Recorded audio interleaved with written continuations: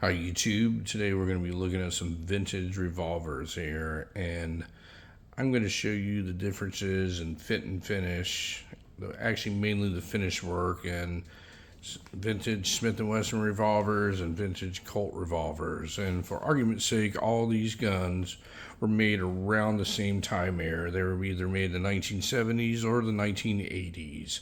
And before we go any further, I'm going to let you know that I safety checked every one of these revolvers. There's no ammunition in any of them. Everybody is safe to watch this video, and if you do not feel comfortable watching this video without me opening every cylinder, you're probably watching the wrong video. So what we're going to do, I'm going to tell you that we have a Smith & Wesson model 586 no dash. We have a Smith & Wesson model 686 no dash. We have a Colt Python that was manufactured in 1970. And we have a Colt Python in stainless that was manufactured in 1984.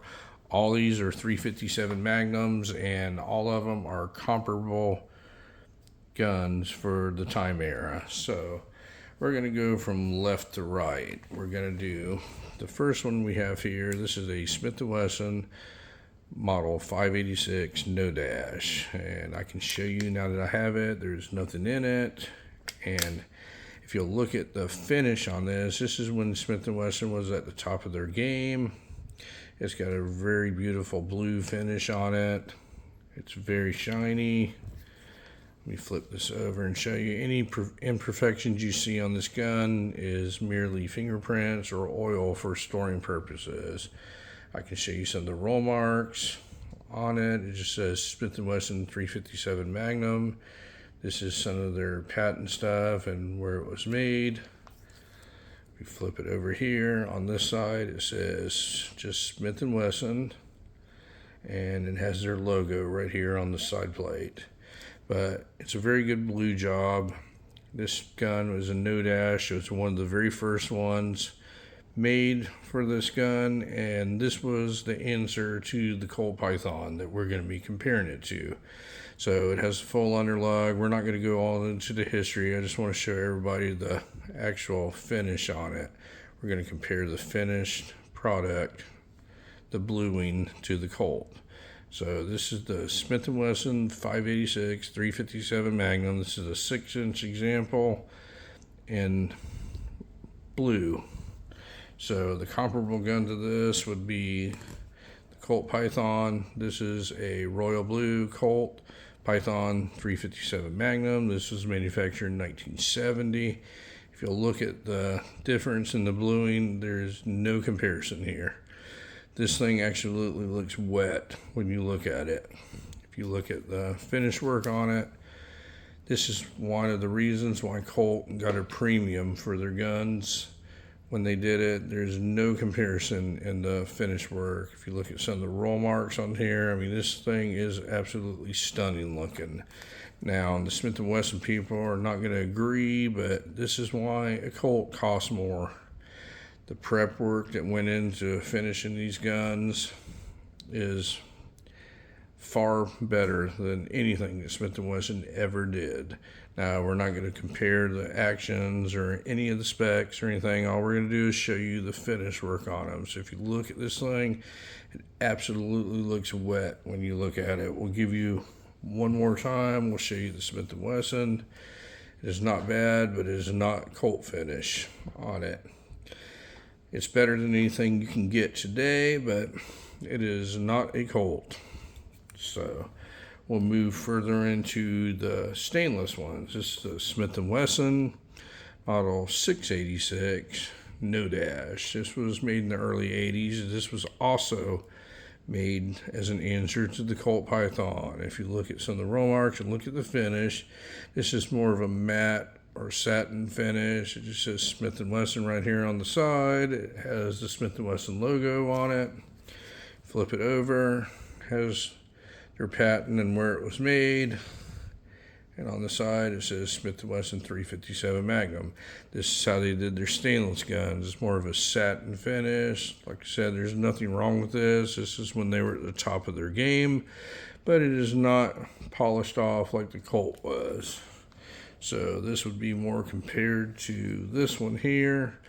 This is a Colt Python. This is a what they call a bright stainless or ultimate stainless, and if you can see here, it absolutely looks like a mirror. Everybody mistakes this gun to be a nickel gun, and it is not.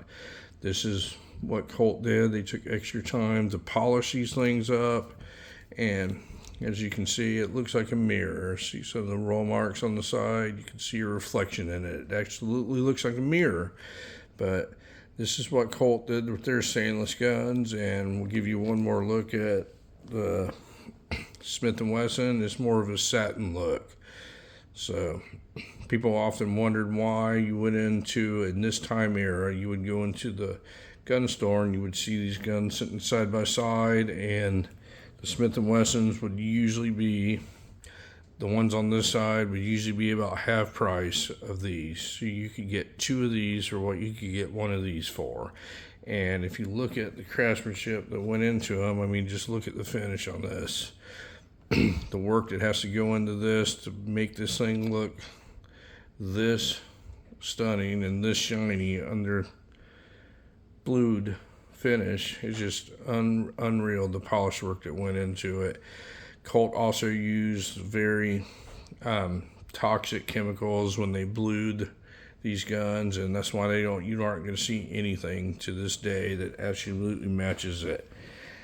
Once again, with the Smith and Wesson, it's not really that bad looking, and it is better than anything you see today. But they didn't use the same kind of chemicals. They didn't prep them the same and everything. And they are very shiny, but if you look at them side by side, it's very hard to say that the Smith and Wesson looks like the Colt. The Colt just is in a league of its own.